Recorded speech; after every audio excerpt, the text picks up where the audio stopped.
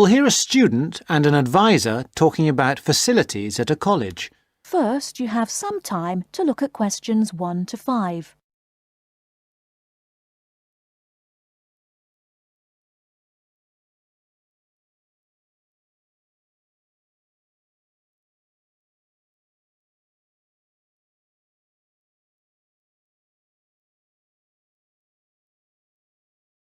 Now we shall begin.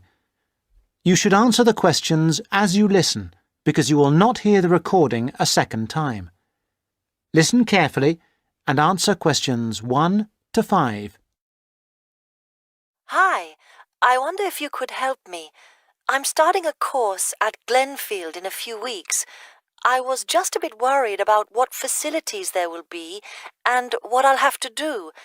I'm especially interested in health and welfare stuff. Certainly. We normally send out a copy of our leaflet, Staying Healthy at Glenfield. I'm not sure why you haven't had it. Well, could you answer a few questions for me?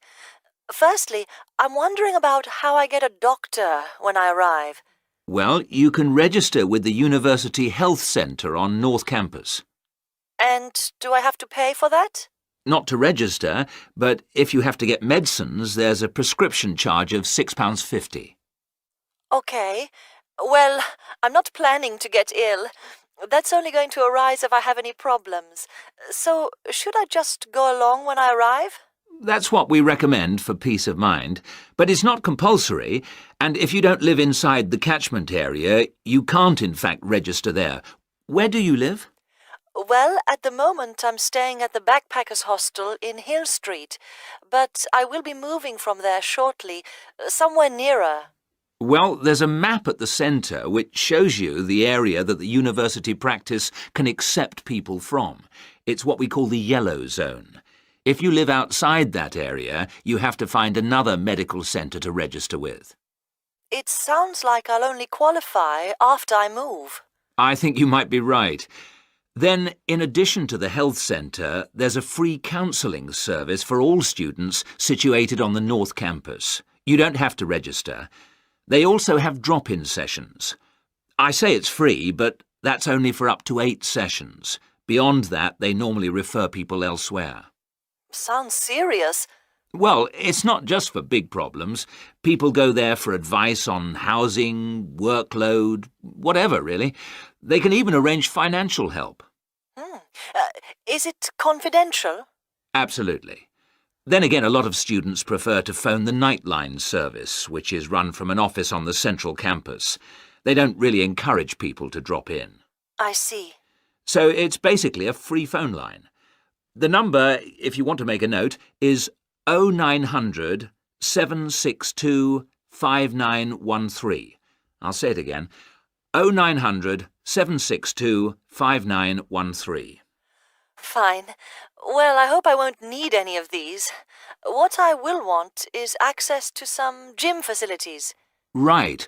Well, you'll find those on the South Campus in the Sports Centre. It's great, but it's not free. You have to present your student card and pay a fee of £22 to get a pass.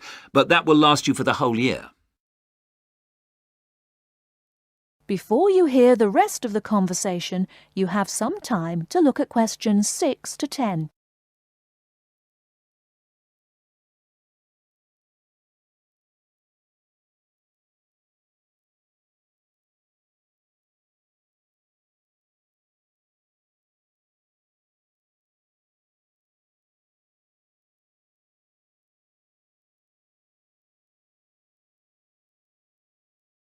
Now listen and answer questions 6 to 10.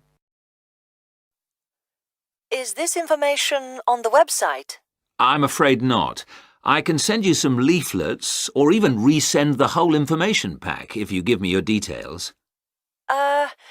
Could you send the whole information pack, please? Yes, that's fine. I'll have to take down some details. Could you tell me your full name? Sonia Orr. S-O-N-Y...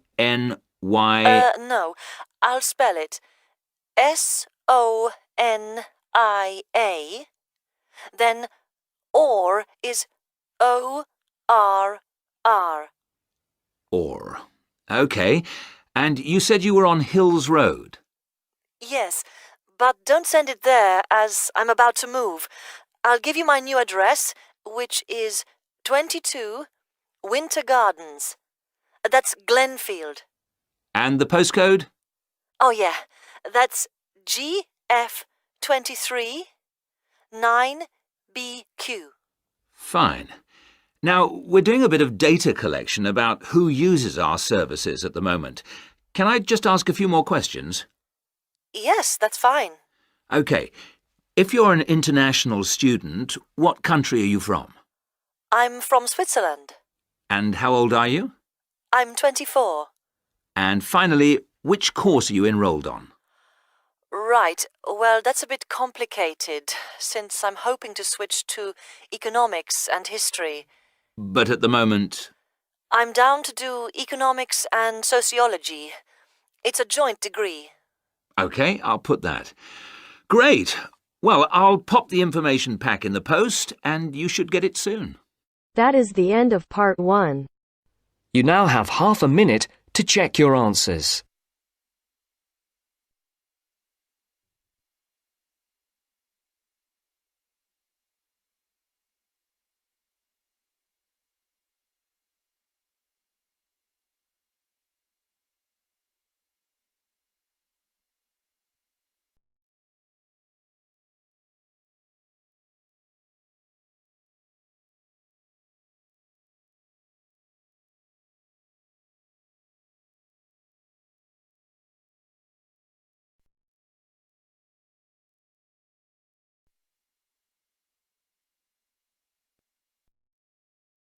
Now turns to part 2. Part 2. First, you have some time to look at questions 11 to 16.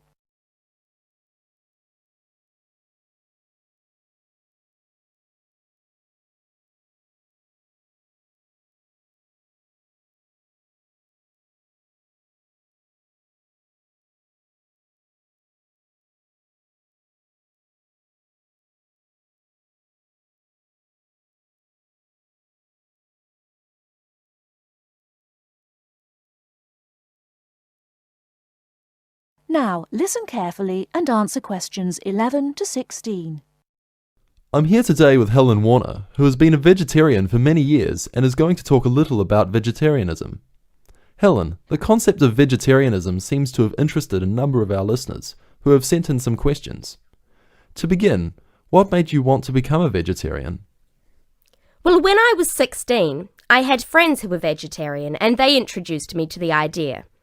My parents were typical of their generation and ate meat at least 3 or 4 times a week, so I didn't really think about it too much until a few years later.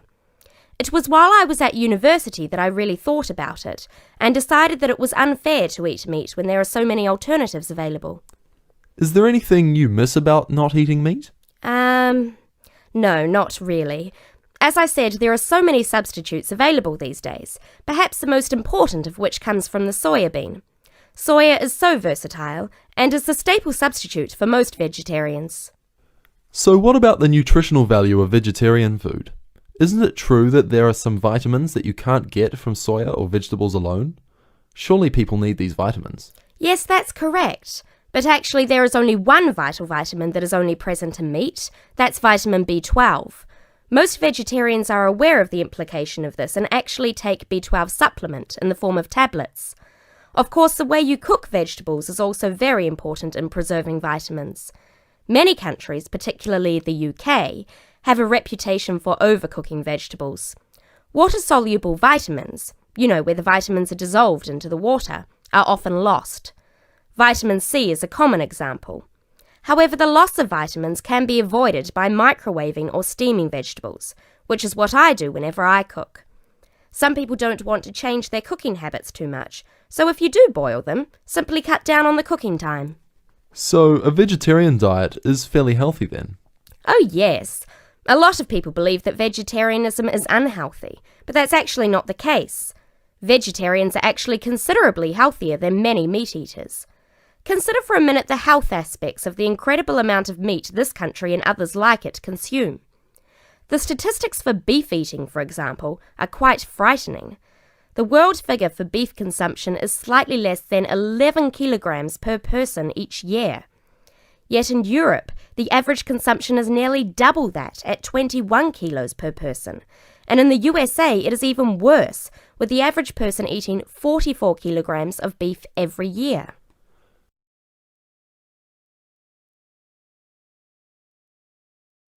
Before you hear the rest of the talk, you have some time to look at questions 17 to 20.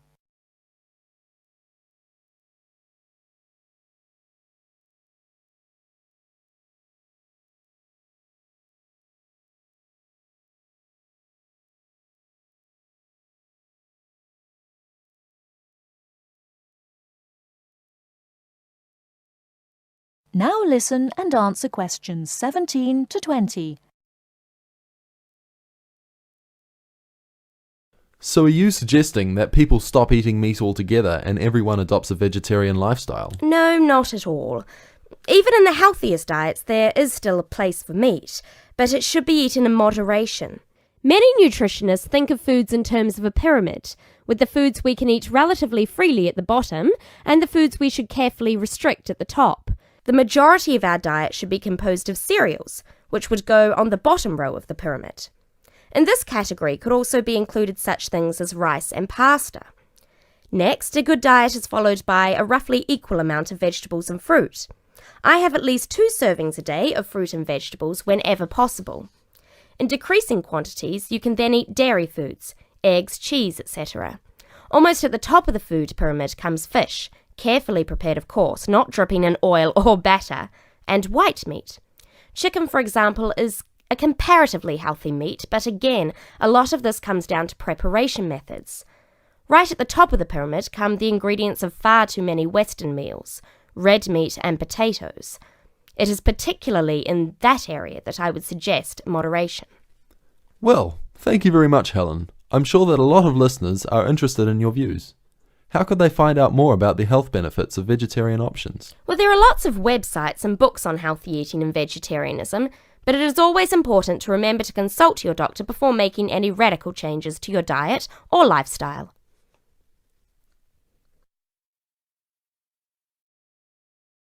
That is the end of part 2. You now have half a minute to check your answers.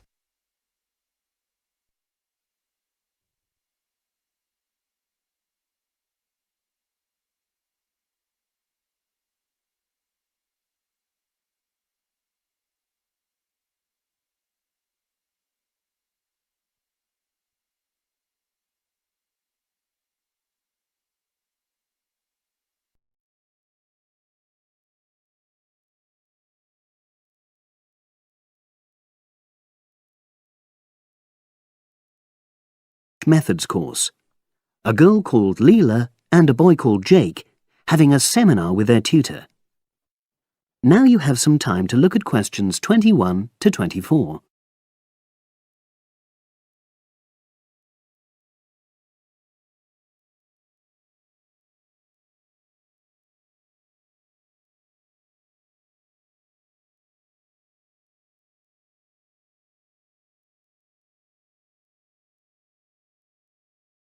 Now listen and answer questions 21 to 24. So the task I gave you both was to choose an article about a small-scale research project. Yes. You were then required to try to reproduce the research procedures in your own context, i.e. try it out for yourselves. Yeah, and that's what we've done. Great. So I'd like you to tell me a bit about the article and why you chose it.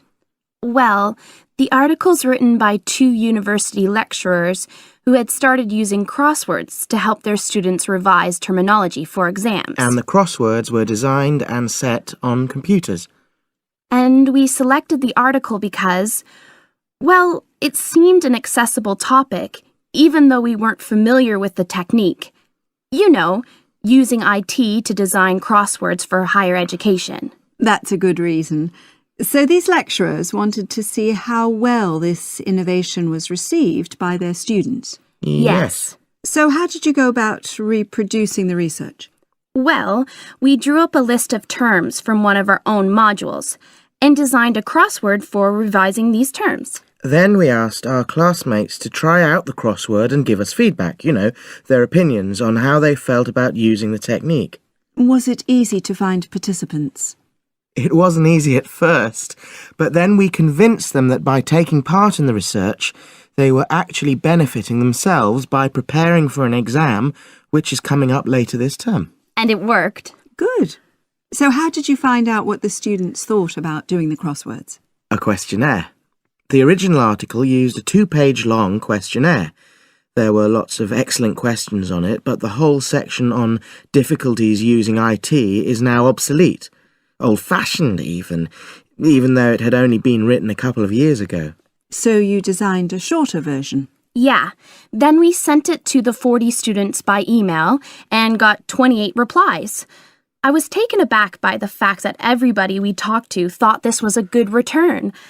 I mean, the responses were well written. People had taken a lot of care, but I was really disappointed with the low numbers.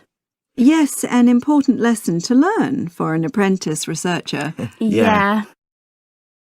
Now you have some time to look at questions 25 to 30.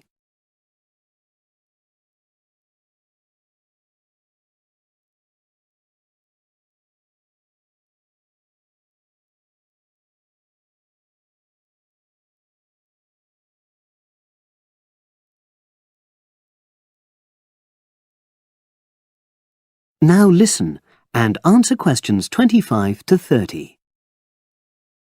So what results did you get? Well, basically, the responses were extremely positive. The students said that doing the crossword on a computer helped them really focus on the work in hand and not be distracted, which is something that commonly happens with other ways of doing revision. Yeah, that was really clear. But something that struck me was that having fun hardly featured in their responses, nor did anything to do with spelling of hard words, which I thought would be an obvious benefit. No? Okay. Respondents also said that doing the crossword hadn't really increased their general motivation to study, but that it had highlighted the gaps in their memory so they knew what further work was necessary. Right. So how did your findings tally with those of the original researchers? There were lots of similarities, but... There were probably two main differences. We found that more males than females liked the technique, whereas the original study found the reverse. Also, our respondents said they wouldn't mind doing a crossword as a final official exam, whereas in the original study, students said they would hate doing it even if it meant having a shorter test. But of course, both sets of respondents said they'd be interested in doing more crosswords for informal purposes, revision, and so forth. Right. So let's have a think about the whole project and what you've learned from doing it. Well, it was very time-consuming. Yeah, and I don't think we managed that aspect very well. It could have been worse. I mean, we didn't have a lot of data, so we didn't have to spend ages processing it. And of course, we'd already done a course on numerical data processing, so there wasn't much new there. Yeah, that's true. Anyway, I think we designed our questions well so that they gave us manageable data. Yeah, it really helped having the original study to guide us, as it were. And that helped us to see what a good research instrument is. What a good questionnaire should be like. Absolutely. We got a lot from that. But when we were writing up the project, I'm not sure whether we'll know how to acknowledge the work of the original study. Our referencing. No, that's something we'll both have to work on in the future. Actually, that part's been great. Finding ways to share and support another person. That's the real plus from the project, learning ways to do that. Well, it's obviously been very successful. That is the end of part 3. You now have half a minute to check your answers.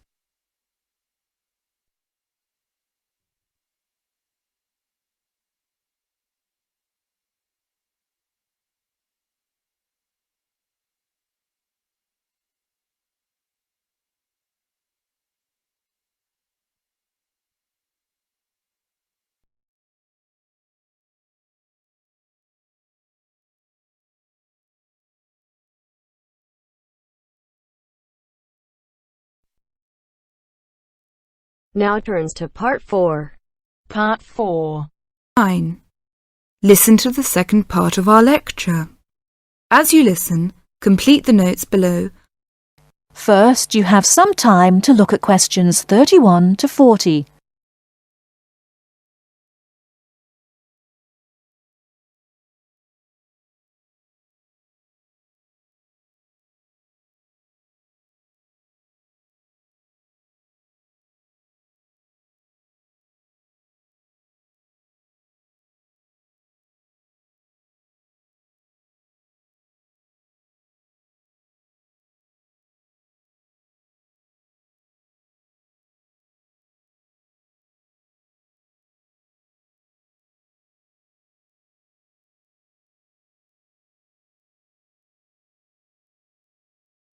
Now listen carefully and answer questions 31 to 40. River dance is not just an expression of self-confidence, a kind of culturally interesting pop song. It tells the story of a people through song and dance. It tells the story of the people whose spirit was broken by an event which occurred in the middle of the last century, but continued to affect the society until 1961, the Great Famine. What is a famine?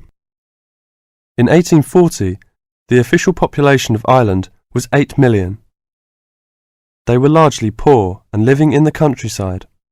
They were beginning to have an interest in independence, and perhaps had things been different, Ireland might have been independent much earlier.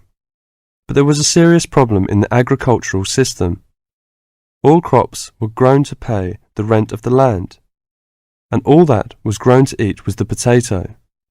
This was fine until the potato crop failed, as it did from 1845 to 1848. The stories of what happened in those times live on in the popular culture of Ireland, and I won't tell them here, but the result was that 2 million people died or left the country by 1851. When you realise that the population continued to go down until 1961, you can realise what a disastrous effect this famine had on the people. Compared with China, imagine if the famine of 1960 reduced the population by a quarter and it kept falling to less than half of its pre-famine figure. Anybody with ideas left and went to England, America or Australia. The people left behind were broken by their experiences and, in effect, the famine and its consequences put an end to all serious development in the country until well into this century. The Irish in Ireland lost all hope and self-confidence, and much of our modern culture is about the sadness of that time and the sorrow of saying goodbye to those who left and left well into this century. Ireland has the highest emigration rate of any country in Europe for the last 2 centuries. We even have an expression for this saying goodbye. It is called the American wake. It means the ceremony, like that of a funeral for someone going to America, because you will never see him or her again. Do you know why there is Irish music on the film Titanic? It is because most of the people killed were Irish. The leaving continued until the 1970s, because independence in 1921 was followed by a civil war and an economic depression. Almost every family in Ireland has relatives abroad, and up to the 60s in some places, of a class of 30 graduating from high school all left. Along the west coast, closed-up houses, from that time falling into ruin, are still common. That is the end of Part 4. You now have half a minute to check your answers.